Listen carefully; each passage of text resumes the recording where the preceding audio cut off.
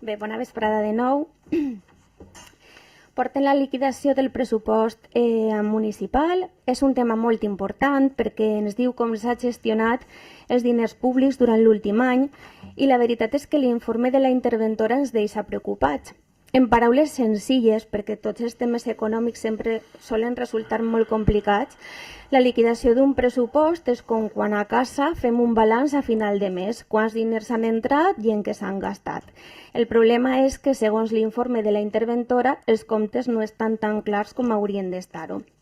Primer, s'han incomplert algunes regles fiscals que són bàsiques per garantir que l'Ajuntament no es gaste més del que toca. Això vol dir que hi ha desajustos que poden posar en perill les finances municipals en el futur.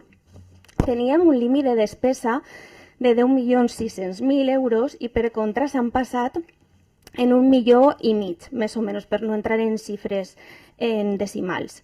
Segon, i encara més greu, les previsions econòmiques que es van fer no s'han complit. Això vol dir que es van fer promeses que després no s'han pogut portar a la realitat.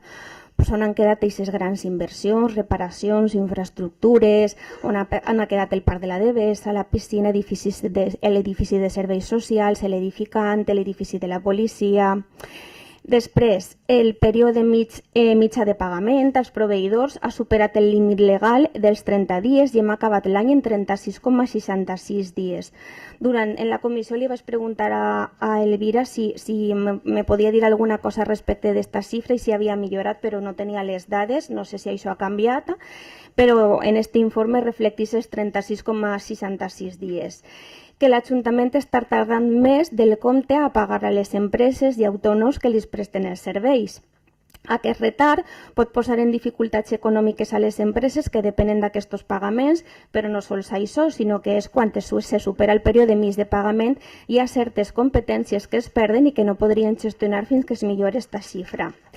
Després, vostès s'han gastat 1.600.000 més del que havien ingressat i aquest informe ens confirma el que molta gent ja sospitava i és que la gestió econòmica de l'Ajuntament no està sent tan rigorosa ni tan eficient com ens van prometre i per això haurem d'aprovar un pla econòmic financer degut a l'incompliment de la regla del gasto.